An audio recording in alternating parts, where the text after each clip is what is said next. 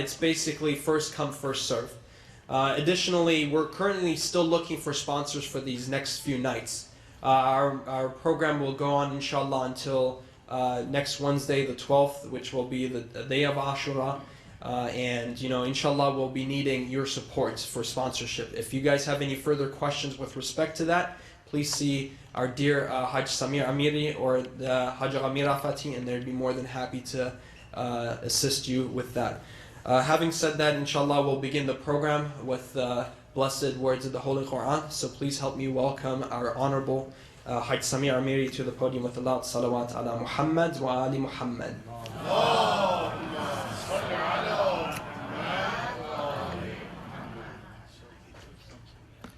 Assalamu alaikum wa rahmatullahi wa barakatuh. For those of you, dear brothers and sisters, would like to follow with me with the recitation of the Holy Quran, I'm going to be reciting Surah Al-An'am, about 4 or 5 ayah at the most, ayah 59, 60, 61, up to 64, inshallah. Salli ala Muhammad wa ali Muhammad.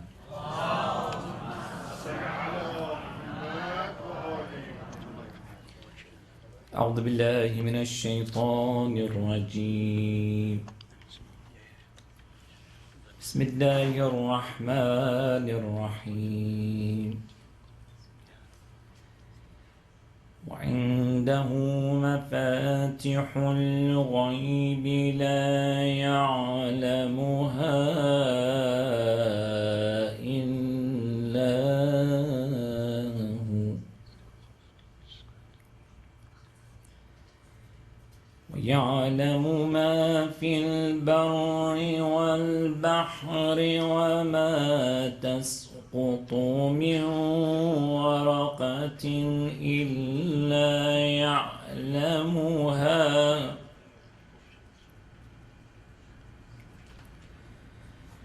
ولا حبة في ظلمات الأرض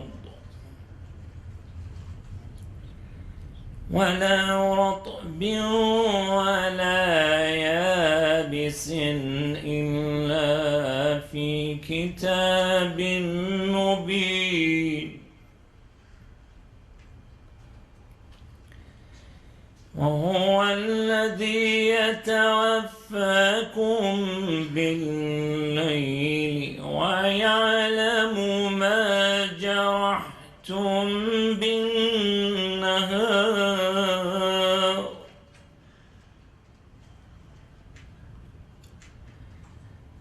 ثم يبعثكم فيه ليقضى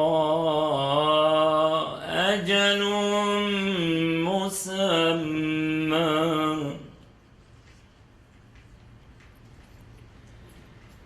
ثم إليه مرجعكم ثم ينبئكم بما كنتم تعملون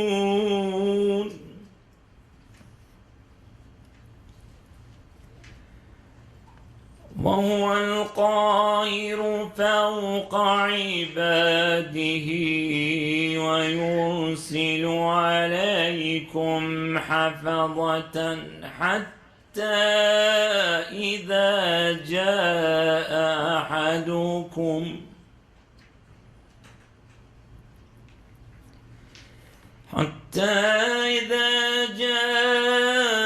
أحدكم الموت توفته رسلنا وهم لا يفرطون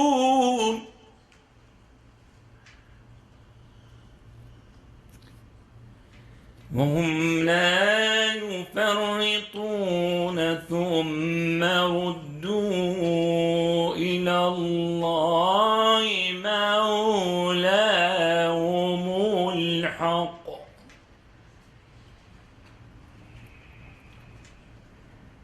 ألا له الحكم وهو أسرع الحاسبين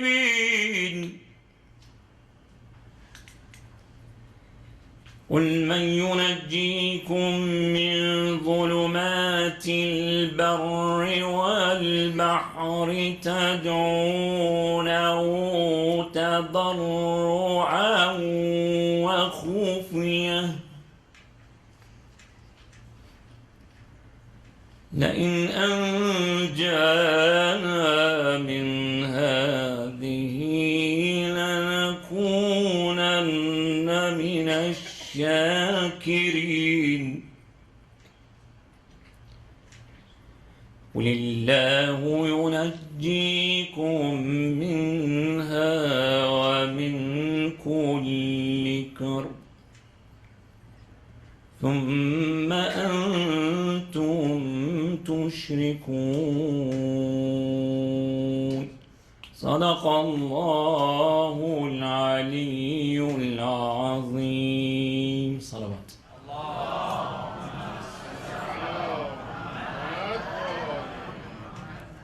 The translation with your permission, please. He has with him the keys to the unseen which no one knows besides him.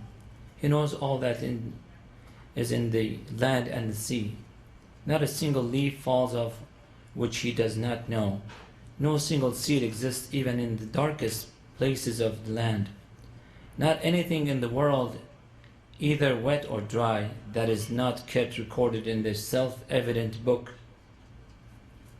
It is He who keeps you alive in your sleep at night, and knows all that you do during the day. He wakes you up from your sleep to complete your worldly life, after which you will all return to Him. He will let you know all about what you had done in your worldly life. He is dominant over all His creatures, and He sends guards to watch over you until death approaches you. Then His angelic messengers will, without fail, take away your soul. After death, you will all be returned to Allah subhanahu wa ta'ala, your true guardian. Know that judgment will be in His hands, and that His reckoning is swift. Tell them and ask them, who would save you from the darkness of the land and the sea if you were to pray humbly and secretly, saying, would that we were saved from this? Or let me translate it in a maybe clearer English.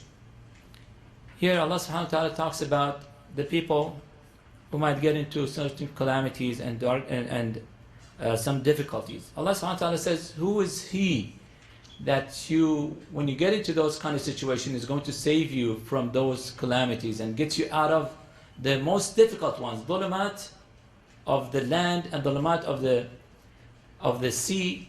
It refers to the hardest of the situations that someone can get into. He says, when you ask Allah subhanahu wa ta'ala in secret, and you sometimes very loudly talk, and you ask your request from Allah subhanahu wa ta'ala, who is the one who's going to listen to you and take care of those? And Allah, of course, He says at the end, قُلِ اللَّهِ يُنَجِّيكُمْ. It's Allah that is going to save you. مِنْهَا وَمِنْ كُلِّ كَرْبٍ. From that and plus any other affliction. ثُمَّ أَنْتُمْ تُشْرِكُونَ. But it says there are some who, unfortunately, after all this done for them, all these blessings that Allah subhanahu wa ta'ala does for them, they go back again, they do shirk.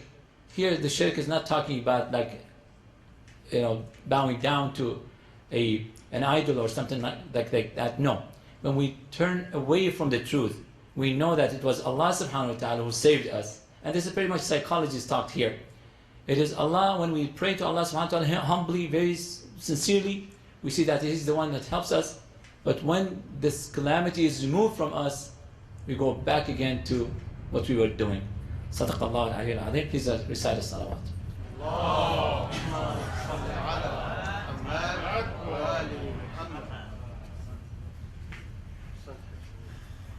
Thank you very much, Hajj Samir, for that beautiful recitation and offering the translation in English. Before we begin the English section of our program, my dear brothers and sisters, I believe we have, if you have any children, I think we have the classrooms upstairs. In order to minimize any kind of disturbance for the speakers, we humbly ask you and request to take your children upstairs.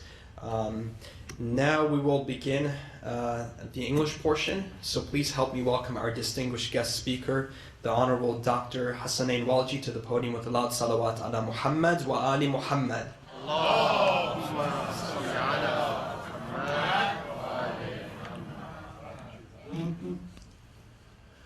Assalamu alaikum wa rahmatullahi wa barakatuh.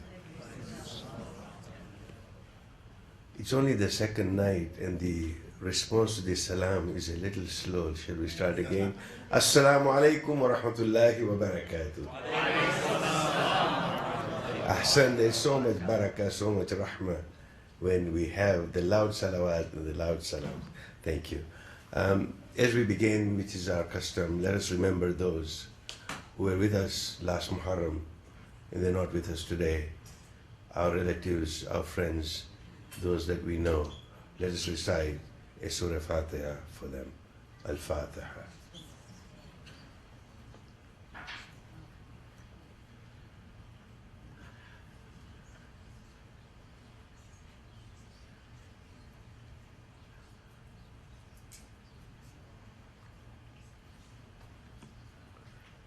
أعوذ بالله السميع العليم من الشيطان اللعين الرجيم بسم الله الرحمن الرحيم الحمد لله الذي هدانا لهذا وما كنا لنهتدي لولا أن هدانا الله والحمد لله الذي جعلني من أمتي سيد المرسلين خاتم النبيين طه وياسين أحمد محمود أبو القاسم محمد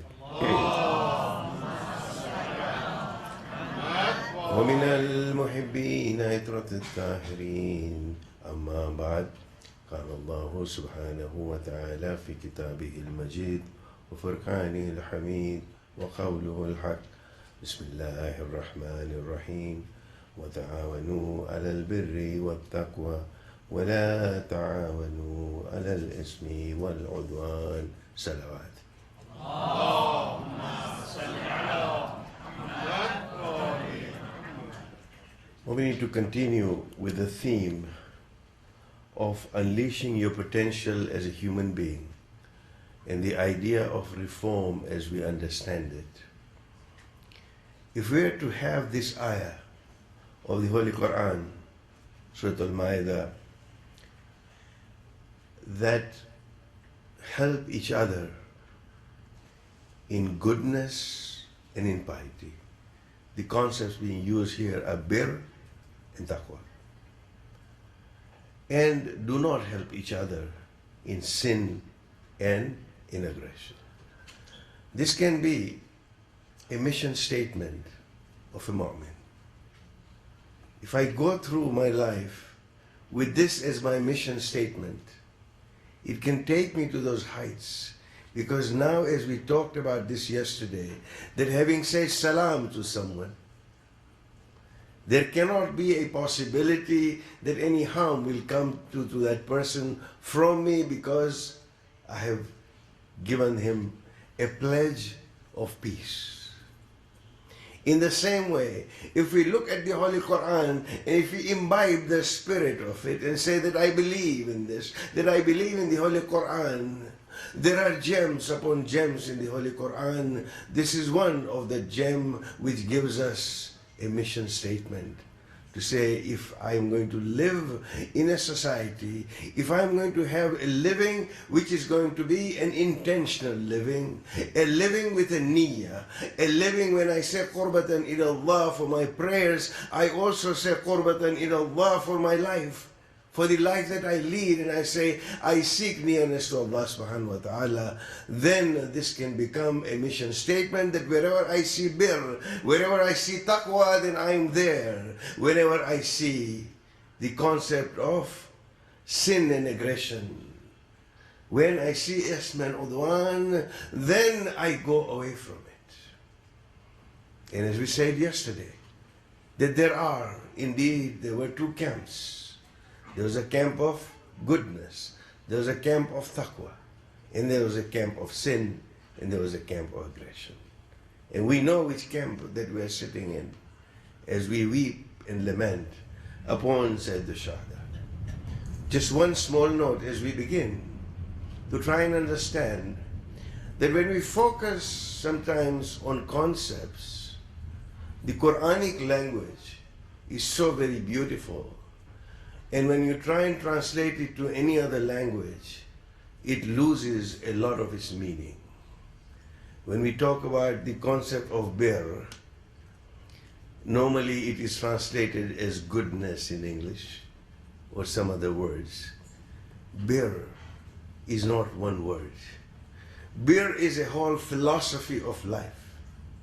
The idea of living with goodness, the idea of living with satisfaction, the idea of living without hurting anyone. It's a whole concept. The nearest one could come to it in any Latin or any Western language is the German term of Weltanschauung. The idea of being good in more ways than one.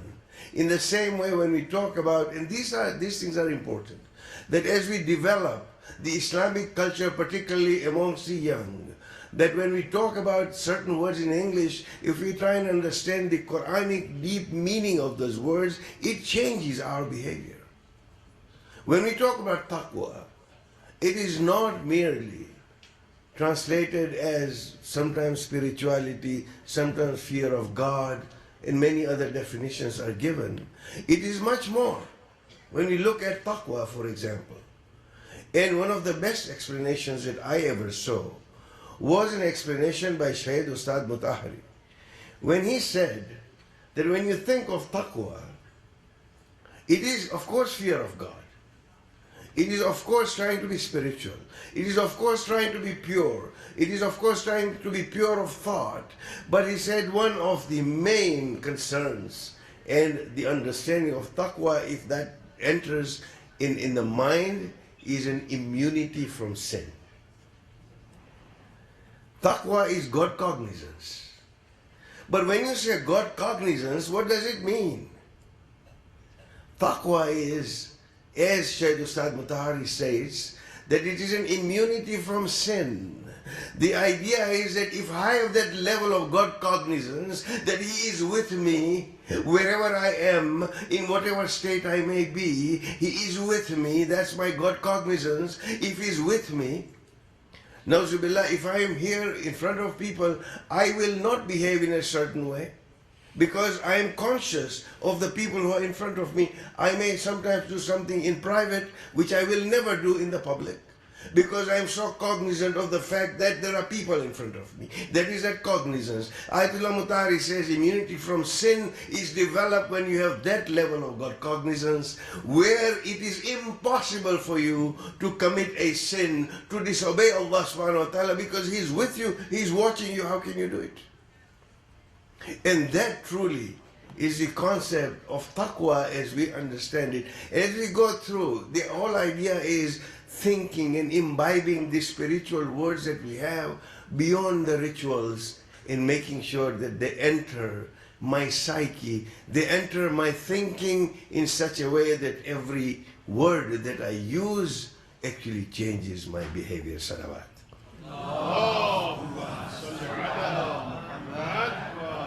So as we said yesterday, that the beginning of the new year, we do not celebrate, we mourn, we commemorate. It's a time for muhasiba, it is a time for introspection, it is a time for thinking, and it's really, the idea is that if the system has become unstable, and you see that little thing on your screen that it's not actually responding to your mouse clicks and whatever, you do, at least in the DOS, in the Windows, you actually do Control-Alt-Delete. And you reset your system. This is a time that I would reset my system, which perhaps may have become a little unstable during the year. It's time to reflect. And the question that we pose ourselves, which we need to continually pause, is, will I be a better human being at the end of the mourning days be it 10 days, be it 40 days, will I be a better Muslim, a better human being, having participated in the Aza of Al-Hussein? Then truly I have responded to the call of Hal min Nasirin Yansurna that was made by Imam Hussein alayhi salam. So we said change begins with me. Before I change anyone, and a few people commented yesterday, and I'd like to repeat this, words of Maulavi, as he is known, or Rumi. By the way, he happens to be one of the best read poets in the world, period. Not just in the Western world. Those are the power of words. And he said, yesterday I was clever, I was smart. So I wanted to change the world. Today, I'm wise. So I am changing myself. And that really is a summary of what we spoke about yesterday. Today we're going to talk about the power of intentional living. How do you go through life where you say that this living has a purpose? The living, my living, is indeed purposeful, and there is some meaning behind it. And inshallah, in the days to come, we'll go through many of the other topics that you see on your screen there. But to come back to the subject today, Niyyah truly is absolutely central to our faith and practice. It implies that I am conscious of my actions. No, the part of ibadah is not valid. And you know, once again, this concept of what is valid and what is accepted are two totally different things. My prayers may be valid. It is only Allah subhanahu wa ta'ala who knows whether my prayers will be accepted. Throughout my life, if 2 rakats of my salat are accepted, then perhaps I will be blessed with His maghfirah. But the idea of validity of the prayer cannot be valid unless you actually make a conscious decision. In your mind, in order to focus the mind, we are recommended that you even speak the words when you actually make the niyyah, so that you are able to focus. It is not necessary that you speak the words, but within yourself there must be an intention. So niyyah implies that you are conscious of your choice of action. And this is when you begin. When a life is lived where you are conscious of the niyyah of one's life, then you can begin to live intentionally.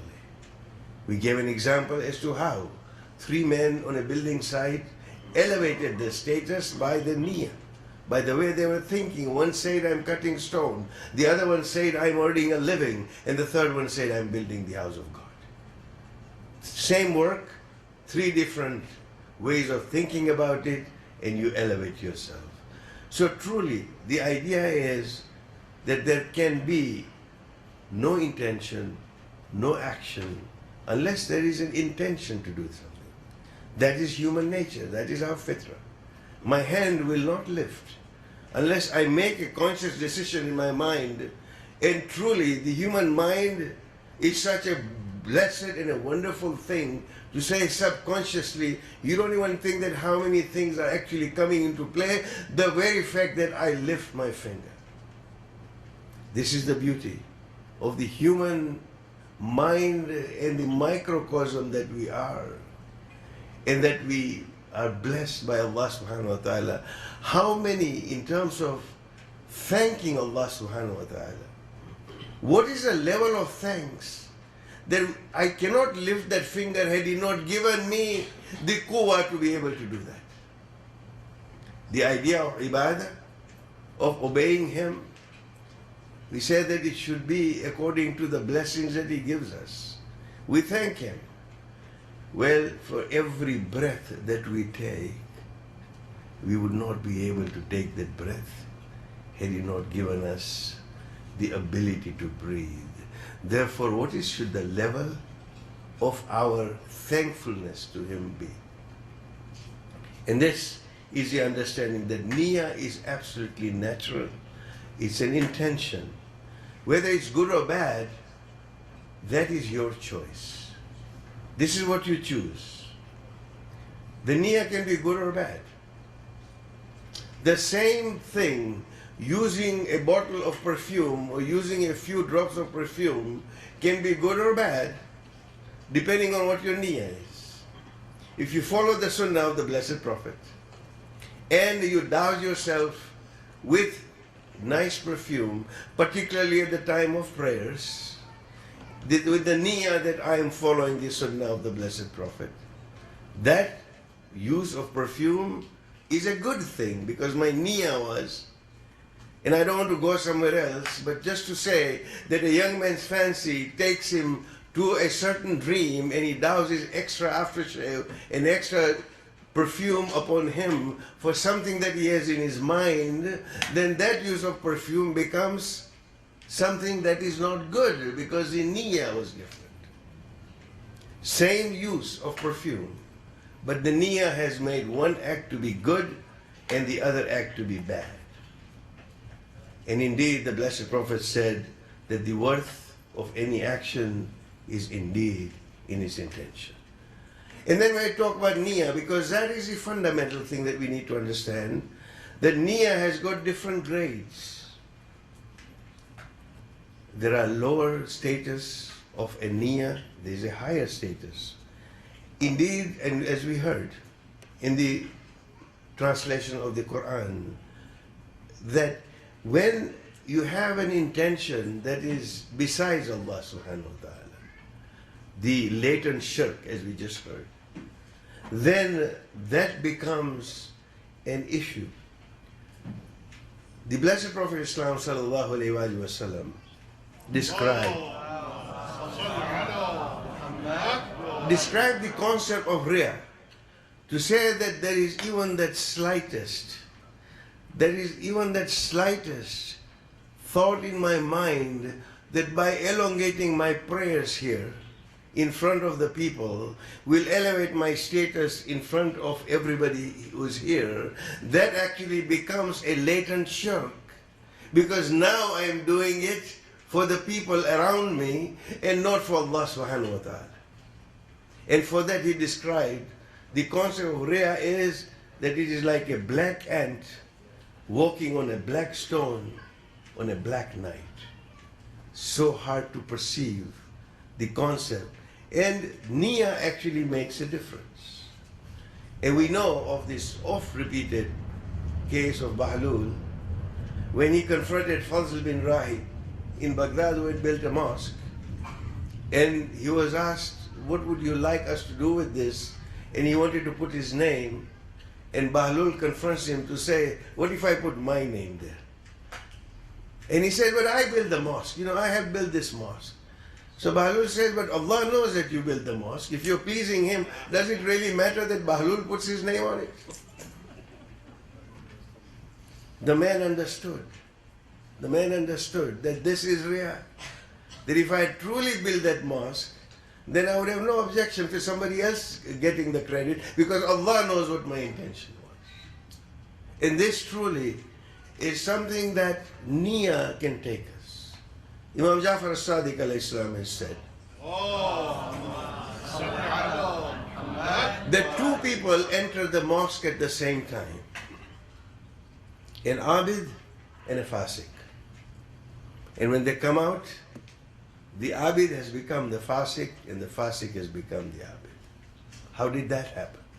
Imam explains that when the abid who frequents the mosque every day suddenly sees this man on this day, maybe he had a special need, he comes to the mosque, he's thinking as he's praying to say, hey, today he has come to the mosque, look at him. We never see him here. And look at me, I'm here every day.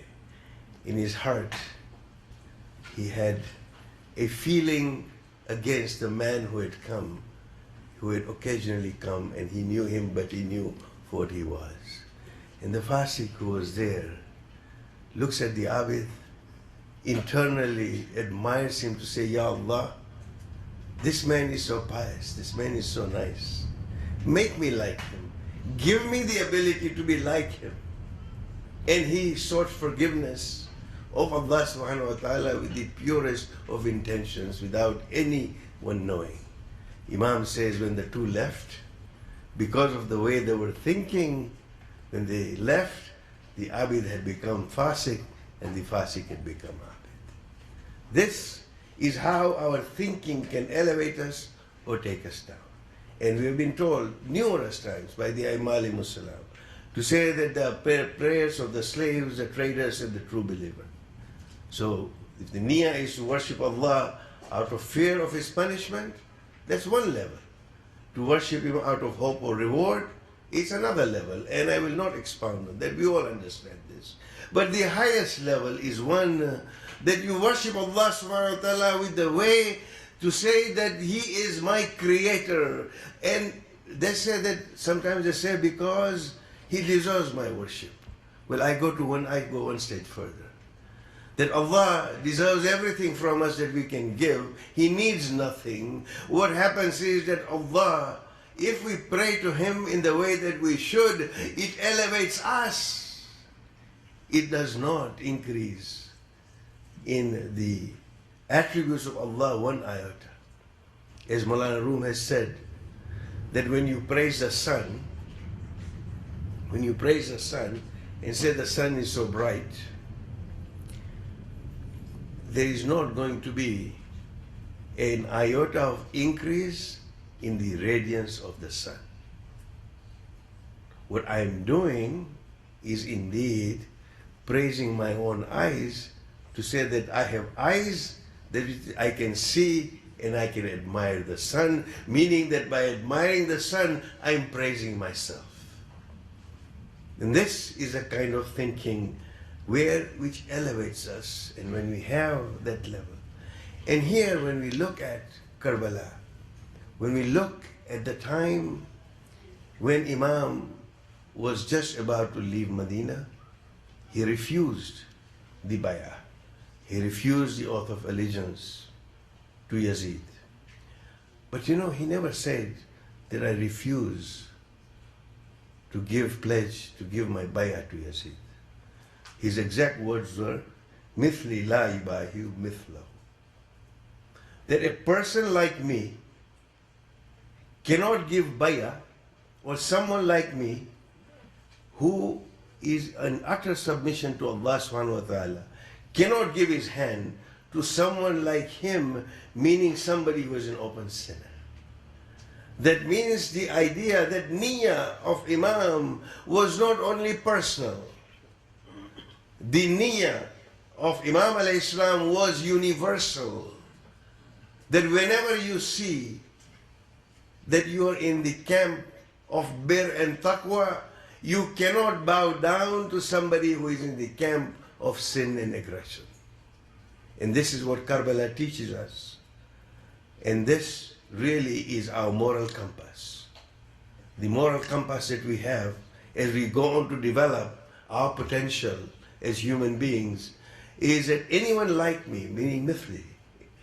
And about Yazid, he says, somebody like him, Mithla. And truly, this is, as we said, the statement is not personal. It is an intentional statement by Imam telling us that this is what you need to do as you mourn upon the tragedy of Karbala. Then you continue to remember what did Imam alayhi salam say at that time. So, to come back to the subject at hand, life is a sum total of the consequences of choices that we make. Every minute we are making a choice. Do I turn left? Do I turn right? Do I go straight? What do I do? Which school do I go to? Which job do I have? About turning left and right, thankfully we now have the GPS system that will tell you to turn left and turn right. But there is no GPS of life unless you are a thinking person. That GPS does not exist except your conscious. That is the GPS that you have. So the more conscious that we are of our choices, the greater will be the potential of us being able to decide wisely, to make wise, correct decisions. And therefore, there'll be a greater possibility that we will not regret our actions.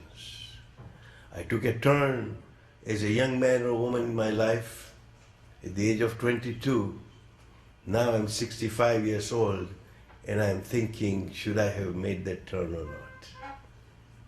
This is the power, because choices that we make have consequences. Every choice that we make, because life is full of choices. So the power to choose what we think is termed as attitude, and what we say are our words, and what we do our actions. All these are connected with each other. I beg forgiveness if this becomes a little bit in terms of heavy, but my friends, if this podium is only going to be used for popular speaking and entertainment, that we are not doing justice to this podium. We are thinking beings, and we must try and engage. There's a responsibility upon the speaker, and there's also a responsibility upon the Samin, upon the listeners, to actually think constructively. It must be a part of active listening on our part. And when we talk about attitudes, to say, well, watch your attitudes, because they're going to sway your thoughts. And watch your thoughts, because they are going to influence your actions. And if you watch your actions, then they become your habits. If you watch your habits, they establish your character. And if you watch your character, that is going to determine your destiny and the path that you're going to take. So everything is interconnected. Therefore, making those good choices in order to live intentionally, there needs to have what we call moral maturity, to be able to distinguish from right and wrong, and to choose what is right, to be able to evaluate the situations that we're in, particularly living in a multicultural, pluralistic society that we do. We come across these decisions that we have to make every day. In the essence of time, I am not going to go into examples, but you can think of many examples in your job, in school, with neighbors, whoever it may be. You're making those decisions. You're anticipating those consequences if I take a certain decision. But the school of Ahlul Bayt alayhimus salam, and what we are taught by the Blessed Prophet of Islam sallallahu alayhi wa sallam is, and this is a sum total of faith. Somebody asked the Blessed Prophet, what is faith? And this was his reply. I quote, that if doing right pleases and doing wrong displeases, then you are truly a believer. It's all about one's thinking and the attitude that we have and the thinking that we have. Faith is very simple. Sometimes we make it very complicated. Sometimes it becomes purely a religion of do's and don'ts. Please do not misunderstand me. The rules of fiqh are there to guide us. This is a structure upon which we can build character, upon which we can build society. But if you're only fixated with do's and don'ts and nothing else, then we will never build a society, we will never build a community, we will never be able to build ourselves, because we'll only be fixated within, so that those rules actually become a box within which we are. We need to move out of that box. This is an example to say, judge for yourself. Let your conscience tell you that the day that you get pleased with something good that you do, which is most of the time, but the day when you are also displeased when you commit something wrong, is now getting your moral compass correctly. You know, they talk about sins, they talk about the idea of small sins and big sins, gunahan kabira, for example. And once again, I go back to the Masnavi of Rumi, where he says that do not underestimate those small sins. Because the small sins that you commit are like a bramble bush. We have many bramble bushes here. I come from Texas, it's all green, it's not as green here. You have these bramble bushes, thick, thorny bushes. And it's a small bush, you can pluck it out. But as the bush grows bigger and bigger and bigger, then it's going to block your path. And the day will come that you will be totally blocked by that bush which has grown 8 foot tall. You cannot now go through it. The small sins and the masya that we do, if we pluck them out at the right time, if we understand that when I do something wrong, my inner conscience will tell me that this is wrong. I may justify it in 100 different times, but what it will be, that it will always be, it'll bug me to say I did something wrong. But you know, the nafs al-lawama, the self-blaming soul within us, actually gets lower and lower and lower, and one day it's completely vanishes. This is what, when you have people who do these acts, atrocious acts, do not listen to the conscience anymore. It's a matter of degree, and this is how we move on. Therefore, the right thing to do is indeed the best thing to do. That is a simple choice. Therefore, your power of choice that we have been given is astonishing as to what we do. We have the power to build or destroy. We have the power to listen or to ignore. We have the power to encourage or to discourage. We have the power to understand or to confuse. We have the power to reach out or to turn away. We have the power to compliment or to criticize. We have the power to hope or the power to fear. We have the power to act or we have the power to stand still. It is your choice. You will decide by the power of that choice as to who you are and what kind of a person are you in a society and how much are you contributing to the society. Salawat.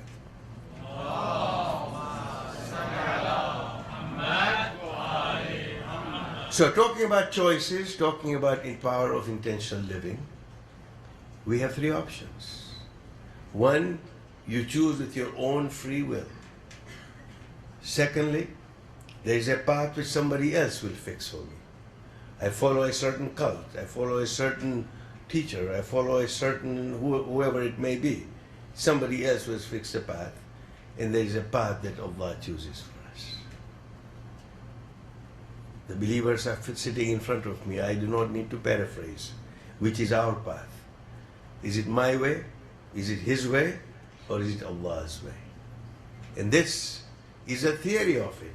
When it comes to practice, sometimes we falter and we fail.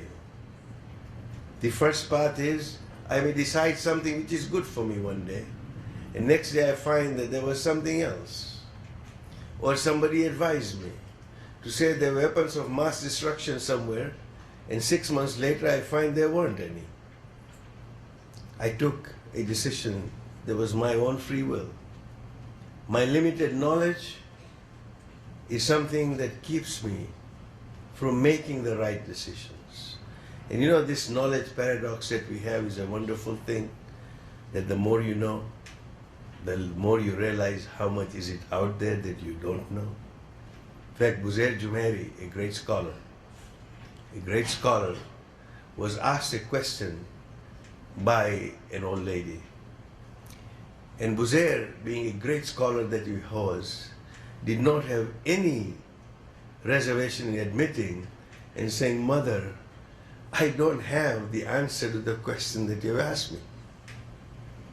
And she got really angry. And you know, when our mothers, especially our elderly mothers, get mad, they really get mad. They do it sometimes, but they really do get mad. So she said, "Buzair, the king pays you so much." He was in the pay of the king. He says, "The king pays you so much, and you do not know the answer to a question posed by an old lady like me." And the answer that Buzair gave was a phenomenal answer that we can remember. Buzair said, "Mother, the king pays me for what I know. The king pays me for what I know. If the king were to pay me for what I do not know, his whole treasury would finish, he still would not be able to pay me." That is a level of our limitation of knowledge when we try and choose our own path. And then following others. Amir al-Mu'mineen Ali ibn Abi Talib al-Islam has said, and I quote, that since my mother gave birth to me as a free man, Why should I become a slave of anything whatsoever? The idea of following others. And as we know from Hazrat Luqman, that you try and follow others, you'll never please everybody all the time. In the interest of time, I'll shorten this story. But Hazrat Luqman said to his son, let's go for a walk. And they go for a walk and they take their donkey with them. And they were both walking, and the people said, well, these two men are walking, they have a donkey. How come one of them is not sitting on the donkey? So the son tells the father to say, sit on the donkey. So the father sits on the donkey, somebody comments to say, look at that father. The son walks in this hot sun and he's sitting on the donkey. So now that they actually change places, and then somebody comments to say, look at this son, he's making his father walk. And then finally they said, okay, now let both of us ride.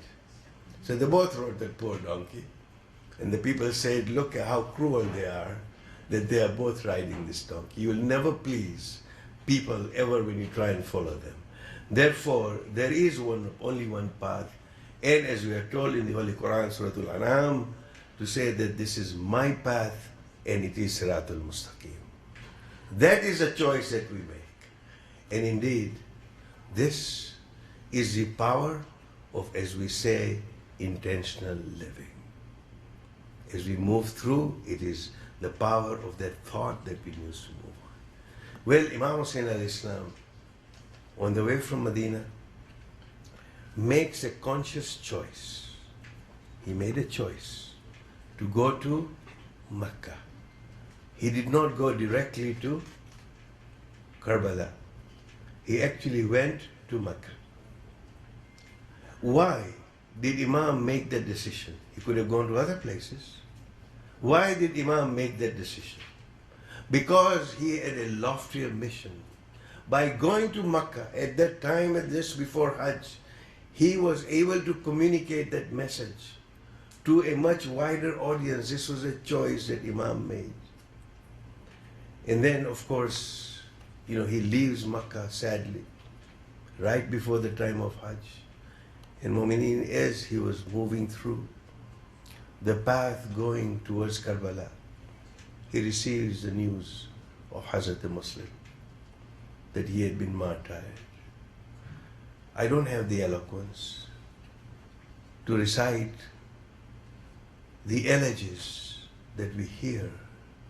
Suffice it to say that let us envision that time that Imam is now listening and getting this news. And then he meets Farazdak on the way and he says to the Imam that your hearts are with you, but their swords are with the Banu Umayyah. Imam pauses as he receives this news of the martyrdom of Hazrat Muslim. He calls the youngest daughter of Hazrat Muslim, who was along with the caravan of Al-Hussein. And when the daughter comes, Imam sits her down, pets her head with all the kindness that he could muster, and with all the courage that you muster to say, how do I tell her that her father has been martyred? And when Imam pats her head, the little girl looks at Imam and so perceptively she says, why is it that you show me this kindness? It is like the kindness that one would show to an orphan. Inna lillahi wa inna ilayhi raji'un, mu'mineen. Let us look at the day after the Asr of Ashur, when Sakina had become an orphan and there was nobody there to actually look at her with kindness and put their hand on her head to say, oh Sakina, your father may have gone, but treat me as your father. Inna lillahi wa inna ilayhi raji'un.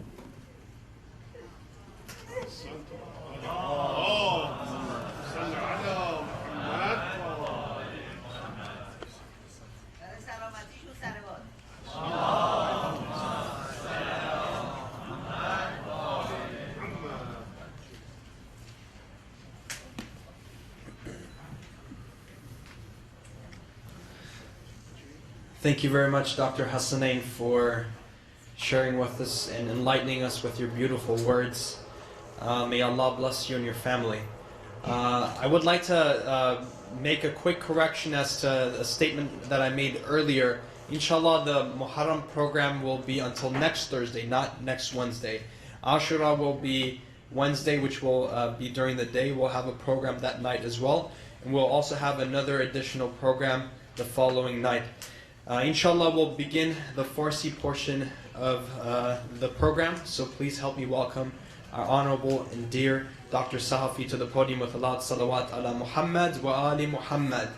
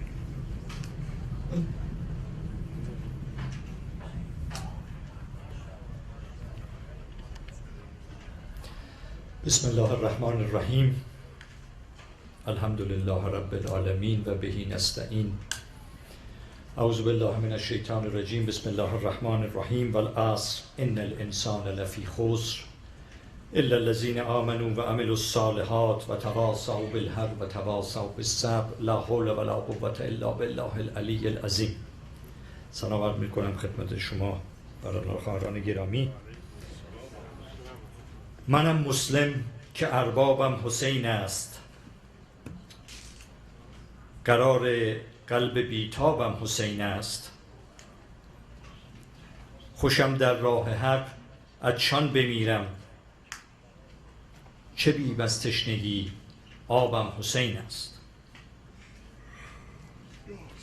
گروهی سیف آل هاشمم خواند، گل اسما و القابم حسین است. سرم در پیش ظلم خم نگردد، ولی استاد آدابم حسین است. صفای هر گلی چندین صباح است، گل تا هشت شادابم حسین است. بیا بر چشمم ای خواب شهادت، بخوان لالایی خوابم حسین است. ندیدم بینتان گوهر شناسی، به او گویم در نابم حسین است.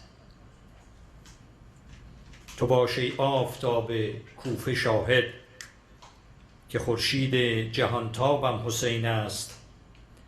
قسم بر کعبه و میقات و زمزم، نماز و مهر و محرابم حسین است. حسین را یافتم در کشور دل، در آن کشور خدایابم حسین است. پیامم بر عبیدالله این است، رئیس کل احبابم حسین است. بزن جلاد خائن گردنم را، به شهر جذبه جذابم حسین است. ز حزب و فرقه من خیری ندیدم، قوام قوم و احزابم حسین است. صلوات خیر. صلی علی محمد. زمانی که ما نماز میخونیم و دست به دعا برمیداریم آخر نماز، هممون این حس رو داریم. هیچ کی فکر نمیکنه که الان موقع دعا شاید 1-2 میلیون نفر دیگه هم در همون آن دارن دعا میکنن و شما باید منتظر باشی، یا مثلا خداوند یه لحظه نگاهی به تو میکنه، بعد یه نگاهی به کسی دیگه میکنه، چون در آن واحد که نمیتونه به 2 میلیون نفر نگاه کنه. اینا از قدرت‌های الهیه که در آن واحد به 7 میلیارد بندش نگاه میکنه دعا که میکنن خداوند میگه دعا کنید تا اجابت کنم شما، تا شما دعا میکنی اجابت میکنه، در آن واحد حواسش به همه هست. یه حدیث عجیبی من دیدم در کتاب گفتم کامل الزیارت از ابن قولوی که دیشبم براتون ازش حدیث نقل کردم، خیلی حدیث عجیبیه. میگه ان الحسین ینظر الی کل من یبکی و یستغفر له. خیلی عجیبه. میگه امام حسین علیه السلام، مثلا ببینید ما برنامه اینجا داریم، من میتونم به تک تک شما در آن واحد نگاه کنم ببینم داریم گریه میکنیم، ولی آیا میتونم با یک نظر همه صورتها رو ببینم که دارن گریه میکنن؟ نمیتونم. این حدیث میگه امام حسین علیه السلام به تک تک افرادی که در سراسر عالم براش گریه میکنن نظر میافکنه و براشون طلب مغفرت میکنه به اذن الله، البته اشتباه نشه. عجیبه واقعا این حدیث، قدرت و عظمت امام حسین علیه السلام. باز حدیث دیگری از پیامبر هست، میگن موقعی که خانم فاطمه زهرا سلام الله علیها امام حسین رو به دنیا آوردن و دست پیامبر دادن، پیامبر امام حسین علیه السلام رو در آغوش گرفتن و شروع کردن به گریستن و پیشانی امام حسین علیه السلام رو، چانه ایشان رو بالا گرفتن و گردن ایشون رو بوسیدن. حدیث هست، نمیدونم دقیقا مشخص است خانم فاطمه زهرا بودن یا ام سلمه که سوال میکنن از پیامبر که چرا شما گریه میکنی؟ نوزاد رو ما بغل شما دادیم، الان موقع شادیه.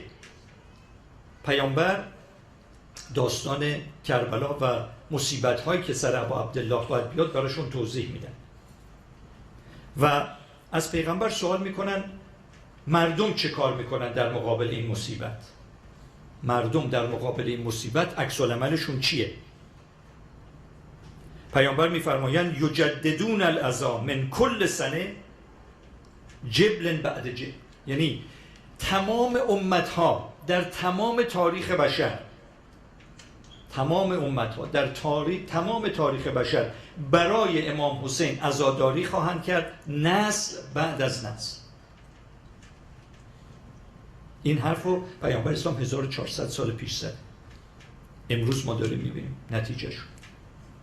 1400 ساله با تمام زیرکی ها، با تمام دشمنی ها، با تمام کینه هایی که اموی ها، خلفای عباسی، وهابیت، داعش، با تمام این کارهایی که انجام دادن بر ضد مقبره ابا عبدالله، بر ضد مراسم عاشورا، با تهدید به مرگ، با تهدید به بمبگذاری، میگفتن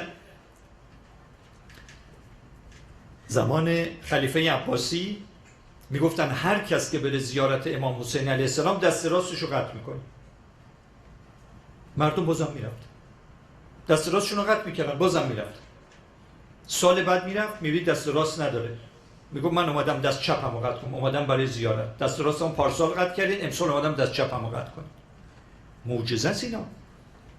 پیامبر فرمودن نسل بعد از نسل برای امام حسین علیه السلام عزاداری خواهند کرد. در کل سنت، در تمام تواریخ، در تمام تاریخ ها این مراسم عزاداری برپا خواهند. اینها هم از معجزاته. ببینید برادر خواهرای ما، همه ماها یه سبک زندگی داریم. تمام افراد بشر، هر کس هم بگه من دین ندارم دروغ میگه. من از چندین نفر پرسیدم که شما دینه چی؟ من دین ندارم. گفتم دروغ میگی. گفت چرا؟ گفتم دینو میشه برای من تعریف کنی؟ یعنی چی؟ دین یعنی روش زندگی. همه ما دین داریم. حالا یکی میگه اصلا دینش بیدینیه، یعنی دینش اینه که هیچ چیزی که مربوط به خدا میشه قبول نداره، ولی اینم یه روش زندگیه. ما همه دین داریم، همه روش زندگی داریم. حالا یکی مسلمونه، یکی مسیحیه، یکی بوداییه، یکی کلیمیه، یکی ماتریالیسته، یکی داروینیسته. همه مردم برای زندگیشون یه روش زندگی انتخاب کردن. حالا بعضی از این روش‌های زندگی تبدیل میشه و آخرش چیه؟ خباثت. مثلا یکی میبینین تئوری داروین رو قبول داره. یعنی چی؟ میگه آقا خدا که وجود نداره، قانون جنگله، هر کی قوی تر باشه اون میزنه و میبره. من مسئول هیچ کی نیستم، من مسئول خودم و خیلی زرنگ باشم خانوادمم، بنابراین باید گلیم از خودم از آب بیرون بکشم. من بتونم بدزدم میدزدم، بتونم سر مردم کلاه بذارم کلاه میذارم، من مهمم، من باید از زندگیم کمال استفاده و لذت رو ببرم. عاقبتش چی میشه؟ این عاقبتش خباثته، این میشه خبیث. حالا یکی مثلا برعکس میگه نه، من نه تنها به نفس خودم نمیتونم ظلم کنم، به نفس خودم، به خودم نمیتونم ظلم کنم. من اگر کلاه سر یکی بذارم، اولین کسی که کلاه سرش بده خود منم. میگن یکی از علما پای منبر تو اصفهان برنامه داشته، بعد با آقایون اصفهانی میگه خیلی مواظب باشین، فصل توریستاست، از همه جای ایران میان، مواظب باشین کلاه سرتون نذارن. اینا همه میخندن، میگن مگه سر اصفهانی کسی میتونه کلاه بذاره؟ همه میخندن. میگه مواظب باشین، مواظب باشین وقتی این مردم ساده دل از جاهای مختلف ایران میان سراغ شما، گرون فروشی نکنید، کم فروشی نکنید، کلاه سر خودتون نذارید. یه دید اینه به زندگی. میگه اگه کم فروشی کردی، اولین جایی که ظلم شده به خودت ظلم شده، بعد به بقیه ظلم شده. این طرز فکر به کجا میرسه؟ میشی طیب. یکیش میشی خبیث، یکیش میشی طیب. حالا این طرز فکر گفتم میتونه در روابط ما اول با خودمون، نفس خودمون، دوم با فرزندانمون، با زنمون، با همسایمون، در نیبرهود خودمون، در مملکت خودمون میتونه تأثیر داشته باشه. حالا اگر بریم به قرآن نگاه بکنیم، ببینید سوره مائده آیه 100 میگه بگو ناپاک و پاک مساوی نیستند، هرچند فزونی ناپاک ها تو را به شگفتی اندازد. از خدا بپرهیزید ای صاحبان خرد یا اولو الالباب لعلکم تفلحون، تا رستگار شوید. خداوند میگه فکر نکن که خبیث و طیب مثل همن. خیلی اینا با هم فرق دارن. خبیث و طیب اینا مثل هم نیستن. و گاهی وقتا تو ممکنه از زیادی تعداد خبیث ها به شگفت بیای. قرآن چی میگه؟ یه دفعه یکی از من پرسید، گفتش که چرا اگر قرآن حقه، چرا اکثر مردم ایمان ندارن؟ گفتم اگه اکثر مردم ایمان می آوردن، من به قرآن شک میکردم و قرآن درست نبود، کلام خدا دیگه میگه اکثرهم لا یعقلون. خب اگه همه عقل داشتن و همه دنبال قرآن بودن که قرآن زیر سوال میره. اکثرهم یا یعقلون، اکثرهم لا یتفکرون. این قاعدهشه. تا وقتی که آقا امام زمان تشریف بیارن اون موقع چیزا عوض بشه، ولی قاعده اینه که اکثرهم لا یعقلون، اکثرکم لا یتفکرون.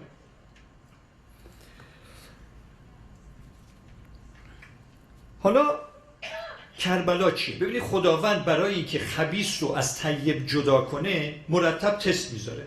شما دانشگاه که میرین، مدرسه که میرین، اول معلم میاد درس میده، کاری هم به کار شما نداره، میره بالای، میاد حالا پشت تریبون یا میاد پشت میکروفون درس میده، بچه‌ها همه نشستن، معلمم هیچ کاری به کار هیچکی نداره، درس میده، اونم نوت برمی‌دارن. حالا کی شیطونی میکنه، کی موشک پرت میکنه، کی با بغلیش حرف میزنه، معلم کاری نداره. بعد از یکی دو ماه که گذشت، حالا امتحان میخواد بگیره. حالا اونی که درس نخونده دست پاش میلرزه، اونی که درس خونده با خیال راحت میشینه سوالا رو جواب میده. یعنی امتحان برای تمیز دادن بین خبیث، بین کسی که درس نخونده و بین کسی که درس خونده است، یعنی بین خبیث و طیب.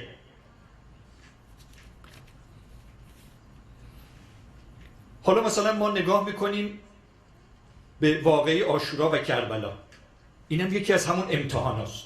یعنی خداوند درس داده، پیامبر اومدن، حضرت علی علیه السلام اومده، امام حسن مجتبی اومدن، اینها اومدن، حالا یهو یک امتحانی میشه. البته قبلا اونها هم امتحان بوده، اینجا یه امتحان بزرگی، فایناله به قول معروف. اونجا امتحان ترم بوده، حالا امتحان آخر ساله که ببینیم کی میره سال بالا کی نمیره سال بالا. حالا جالبیش اینه که این امتحان فقط در اون زمان، این تنها امتحانیه که در تمام طول تاریخ خبیث رو از طیب باید جدا کن. یکی برمیگرده میگه آقا من توحید رو نفهمیدم، برای من توحید رو اینجوری نشون دادن، من امامت رو خوب درک نکردم. اون کسی که میره بالای منبر من سنی ام، من وهابی ام. اون کسی که رفت برای من توضیح داد من خوب متوجه نشدم. خب عقلم نرسید. قبول. عقلت میرسه که 30,000 نفر در مقابل 72 نفر بایستن؟ اینو که دیگه عقلت میرسه. اینجا دیگه تو امام حسین علیه السلام فرمود اگه دین ندارید آزاده باشید. اصلا دین بیخیال. آزاده باشید، دین ندارید آزاده باشید. 30,000 نفر در مقابل 72 نفر. بعد به اون طرز فجیع اینها رو به قتل برسونید، سر از بدنشون جدا کنید. بچهای 6 ماهه رو وقتی رو دست میگیره میگه آب به این بچه بدین، داره تلذی میکنه. یعنی چه آب بدین چه ندین میمیره این بچه. تلذی داره میکنه، یعنی نفسهای آخر رو داره میکشه. مثل ماهی که از آب در میارید آخرش به تلذی میرسه، تو آبم بندازی میمیره. میگیم بچه داره تلذی میکنه. وقت عمر سعد ملعون میگه گردن سفید بچه رو نمیبینی؟ تیر 3 شاخو در میاره، گردن بچه 6 ماهرم با تیر میزنه. میگن امام حسین علیه السلام وقتی علی اصغر شهید شد پشت خیمه ها رفتن کندن چال کردن علی اصغر رو. بعد از واقعه عاشورا، بعد از اینکه همه شهید شدن، اینا چون قبر این کوچیکو نمیتونستن پیدا کنن با نیزه میکوبیدن زمین ببینن کجا میتونن این جسد رو بیارن بیرون. اونم آوردن بیرون، سر از تنش جدا کرد.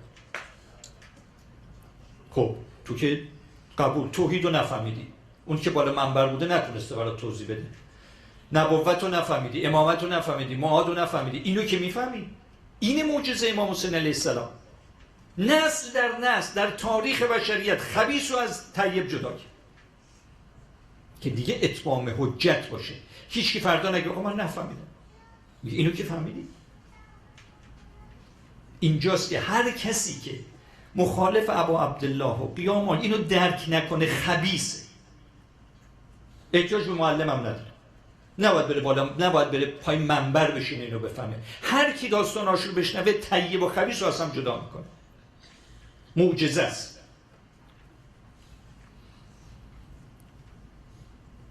در همون واقعه کربلا ببینید اتفاقای عجیبی میفته. یک کتابی هست از مرحوم سماوی به نام ابصار العین فی انصار الحسین. این مقتله. منتها این کتاب مقتل با مقاتل دیگه فرق میکنه از این نظر که فهرستوار همه چی رو آورده. گفته مثلا چند نفر دستاشون قطع شد در واقعه کربلا، چند نفر سرهاشون مثلا به بالای نیزه رفت، چند نفر در لحظات آخر ترک کردن امام حسین و چند نفر به ایشون اضافه شدن اومدن در لحظات آخر. 30 نفر رو اسم میبره. ما همه هر رو میشناسیم، همه میدونیم که هر در لحظات آخر ملحق شد به امام حسین علیه السلام. از سپاه خبیث اومد به سپاه طیب شد، پاک شد در یه لحظه. و این خیلی جالبه. آدمایی هستن که میبینید 70 سال 80 سال طیبه، یه شب خبیث میشه. حضرت یوسف علیه السلام دعای قبل از مرگش این بود خدایا من را مسلمان بمیران. حضرت یوسف پیغمبر خداست، میگه من مسلمان بمیرم. یعنی لحظه آخر مرگ، یه دقیقه قبل از مرگ اگر ندونی ممکنه کافر شی، ممکنه خبیث شی. بلعم با اورا مگه نبود؟ اسم اعظم بلد بود، معجزه میکرد. یه کاری کرده بود بالای سر حضرت موسی، همینجور که میرفت یه ابر بالا سرش باشه همش بارون میاد. اسم اعظم داشت. طیب بود ولی خبیث شد. هر جلوی امام حسین علیه السلام رو گرفت، نذاش بره. امام حسین علیه السلام بهش گفت مادرت به عذاب بشه. گفت من نمیتونم اینو به شما بگم. گفت شما میتونی به مادر من بگی. من نمیتونم به مادر شما بگم. مادر شما فاطمه زهراست. مگه من میتونم یه همچی بی احترامی بکنم؟ زمان نماز شد پشت سر امام حسین علیه السلام نماز خون. هر دو تا کار کرد. دو تا کار نجاتش داد. احترام فاطمه زهرا سلام الله علیها، احترام به امام زمانش. رفت پشت سر امام زمانش نماز خون. خدا هم نجاتش داد. لحظه آخر از سپاه خبیث آوردش به سپاه طیب.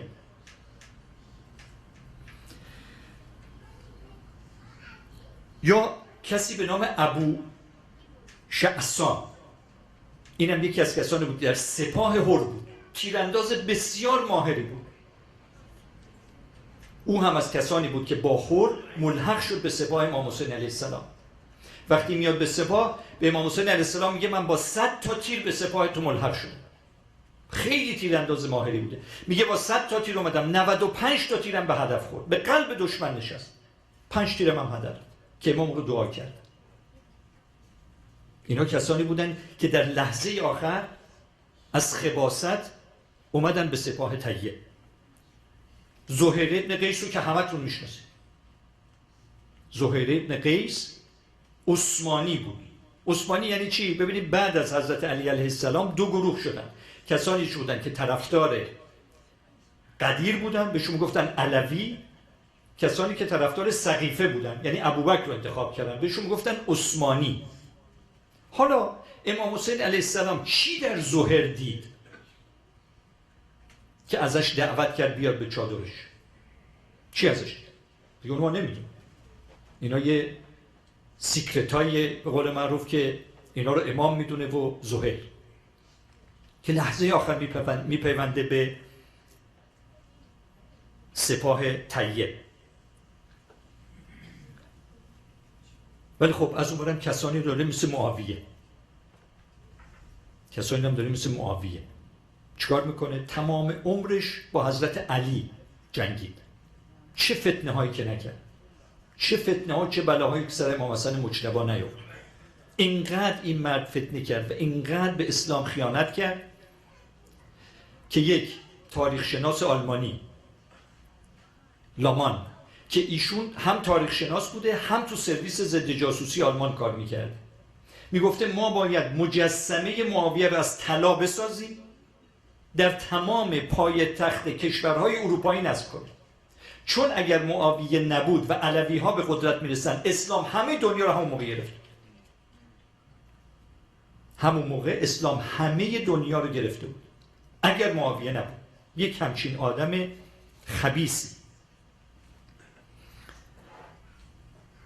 امام حسن مجتبی علیه السلام در همین دربار معاویه بعد از مرگ حضرت علی علیه السلام، بعد از وفات ایشون و بعد از اینکه امام حسن مجتبی مجبور میشه صلح امضا بکنه با معاویه ملعون، امام حسن مجتبی رو دعوت میکنن به دربار مأمون، به دربار معاویه، و در اونجا شروع میکنن سب و لعن حضرت علی علیه السلام رو کردن. اینجا امام حسن مجتبی علیه السلام آیه‌ای از قرآن برای معاویه میخونه.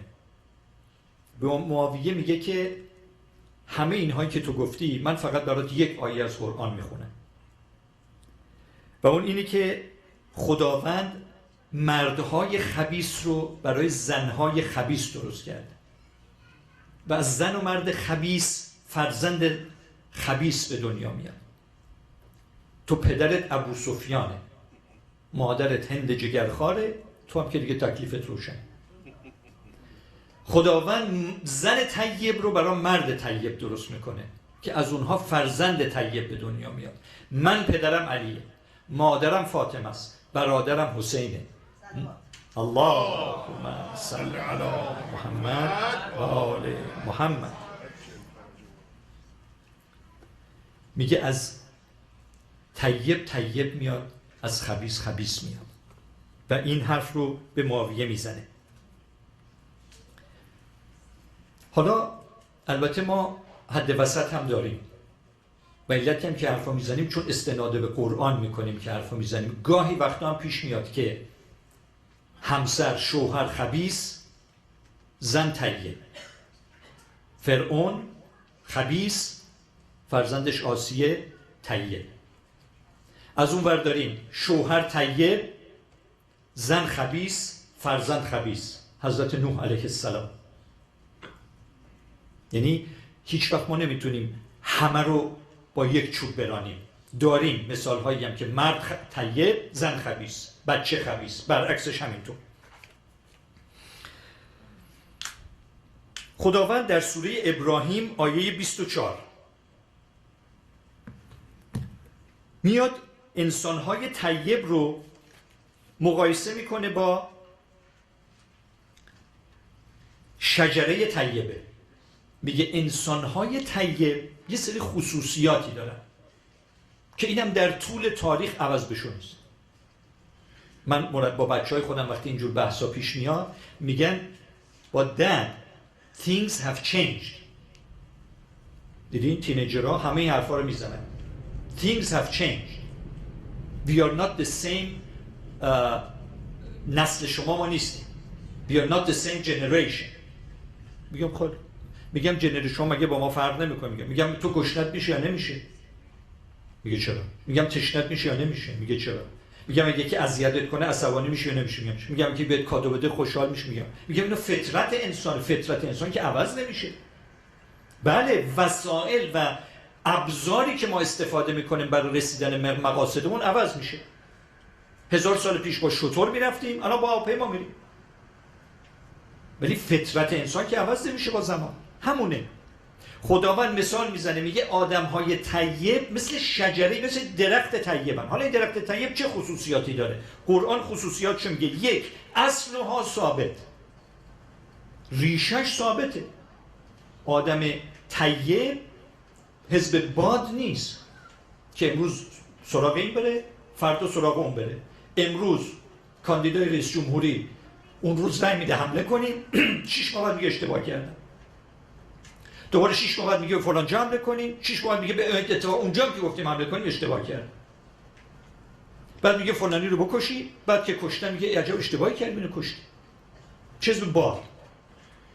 خداوند میگه طیب اینجوری نیست. طیب اصلها ثابت، محکم، تکون نمیخوره. حضرت علی علیه السلام چه فداکاریایی برای پیامبر کرد، چه از خودگذشتگی‌های نشون داد، چه جنگ‌هایی کرد، چه رشادت‌هایی از خودش نشون داد. میره به جنگ عمرو بن عبدود. وقتی عمرو بن عبدود یار میطلبه همه شروع کردن به خودشون لرزیدن. هیچ کی جرئت نداشت بره باش بجنگه، بس که قوی بود. هیچ کی جرئت نداشت. پیامبر نگاهی به مولا علی کرد، به علی بلند شد. رفت عمرو بن عبدود رو زد زمین، آب دهان به صورت علی انداخت. حضرت علی بلند شد، قدم زد، بعد برگشت کشتیش. گفت نمیخواستم رو خشم این کار انجام بشه، میخواستم مطمئن باشم من تو رو میکشم نه به خاطری که تو عمرو بن عبدود، چون کافری، چون جلوی خوشبختی مردم رو گرفتی، من برای این تو رو میخوام بکشم، نه برای که آب دهن به صورت من انداختی. علی که در خیبر رو با یه دست میشکنه. اصلها ثابت. حالا همین علی علیه السلام در بستر بیماری، در بستر شهادت پیامبر عظیم الشأن اسلامه، پیامبر به همه میگن بریم بیرون، میگه منو علی فقط باشه. ام سلمه میگه من پشت در بودم، میدیدم که علی میگریه میکنه، یه جای رسید شونه های علی لرزید، زار زار شروع کرد گریه کردن. هیچ وقت من علی رو تو این حالت ندیده بودم. میگه وقتی که حضرت علی اومد بیرون ازش سوال کردم چی شد، این چه حالی بود، چی گفت پیامبر به تو؟ گفت پیامبر به من گفت که بعد از مرگش چه اتفاقاتی برای ما میفته و من رو توصیه به صبر کرد. اصلها ثابت. گفت اونجایی که شما خیلی بدجور گریه کردی، لرزیدی، اونجا چی بهت گفت؟ اونجا داستان حضرت فاطمه رو براش تعریف کرد. اونجا که حضرت فاطمه رو بین در و دیوار میذاره، سیلی به گوشش میزنن، به بچه‌هاش بی احترامی میکنن، ریسمون به گردن علی میندازن، میبرنش مسجد برای اینکه ازش بیعت بگیرن. میگه به پیامبر گفتم اونجا هم سکوت کنم؟ گفت اونجا هم باید سکوت کنم. گفت اونجا بود که من لرزیدم. اصلها ثابت. علی که از نگاهش همه به خودشون میلرزیدن، ریسمان به گردنش میندازن، میبرنش مسجد برای بیعت. یهودی حضرت علی علیه السلام اینه اونجا اسلام میاره، میگه اگر دین اسلام یه همچین آدمی میسازه من مسلمان. میگه من به چشم خودم دیدم در خیبر رو کند،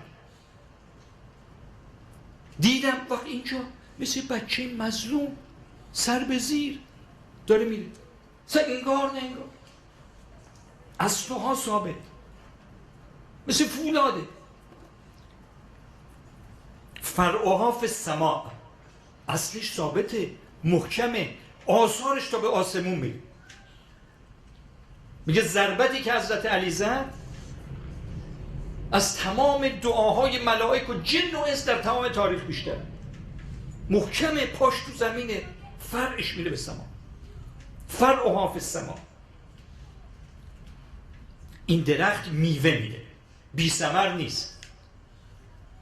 این آدمای طیب نگاه بکنین همشون ثمره دارن، میوه میدن. وقت میوه هاشون هم دائمیه. یه موقع میوه بده، حالا یه موقع میوه نده. خداوند میگه اینها میوه هاشون دائمی است به اذن الله و اینها پاکیزه هستند. 5 خصوصیت رو در سوره ابراهیم آیه 24 خداوند برای این افراد طیب که مثل شجره طیبه هستند، اصلها ثابت، فرع فی السما، میوه میده، میوهش دائمیه، با خداست و پاکیزه است. اینها آدمای طیبن. میگن سلمان موقع که به عنوان استاندار مدائن از طرف علی علیه السلام وارد شد، میگن یه جوری توی شهر میچرخی هیچ کی نمیدونست این یعنی واقعا استاندار اونجاست. میگن یه پیرمردی داشت باری میبرد زورش نمیرسید. خود سلمان هم پیرمردی بود وقتی به فرمانداری مدائن رسید. میگه گفت پیرمرد کمک میخوای؟ یه نگاهی این به سلمان کرد، این همسن خودشه. گفت بله. سلمان هم کمکش کرد، بارا رو بردن. بعد که رسید اونجا دست کرد تو جیبش یه پولی بده به سلمان. سلمان گفت نه پول نمیخواد، ولی اگه کاری چیزی استانداری داشتی بیا سراغ ما. گفت مگه تو کی؟ گفت من استاندار مدائن. این اصلها ثابت، فرعها فی السما. اینا آدمای طیبن، استاندار مدائن، بزرگترین مقام مدائن، بار پیرمرد داره این کارو میکنه. اینا انسان‌های شریفن.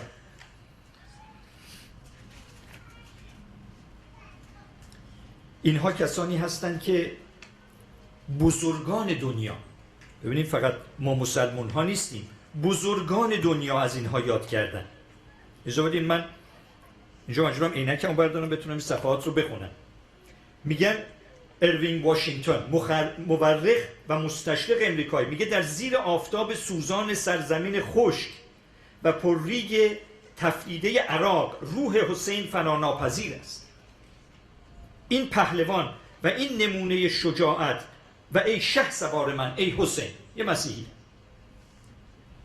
چارلز دیکنز، انگلیسی، مسیحی. اگر منظور حسین جنگ در راه خواسته های دنیایی بود، من نمیفهمم چرا خواهران و زنان و اطفالش را هم راه خود برد. نه، پس عقل چنین حکم میکند که او فقط به خاطر دینش فداکاری انجام داد.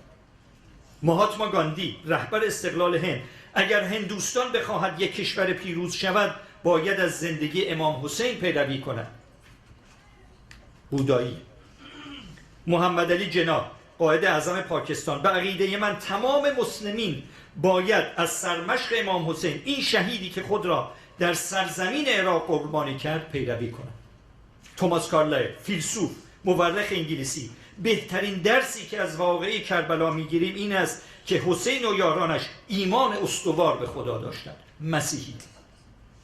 پروفسور ادوارد بران، شرقشناس انگلیسی، آیا قلبی پیدا می شود که وقتی درباره کربلا سخن می شود آغشته به حزن و اندوه نشود؟ موریس دو کبرا، فرانسوی، مسیحی، بیایید ما هم از زیردستی یزیدیان به نوعی خلاصی یابیم و مرگ با عزت را بر زندگی با ذلت ترجیح دهیم، زیرا مرگ با عزت و شرافت بهتر از زندگی با ذلت است. پروفسور ماربین آلمانی، من معتقدم که رمز بقا و پیشرفت اسلام و تکامل مسلمانان به خاطر شهید شدن حسین علیه السلام و این رویدادهای غم انگیز می باشد.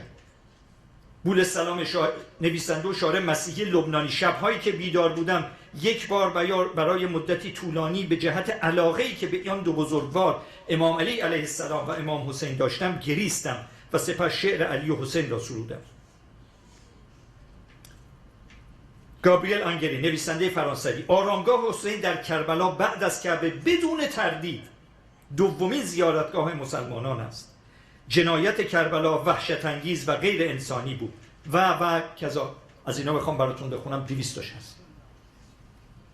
امام حسین علیه السلام فقط مسلمان ها رو متحول نکرد، دنیا رو متحول کرد، بودایی رو متحول کرده، مسیحی رو متحول کرده، کلیمی رو متحول کرده، بیدین رو متحول کرده، ایتئیست رو متحول کرده، ماتریالیست رو متحول کرده، همه رو متحول کرده.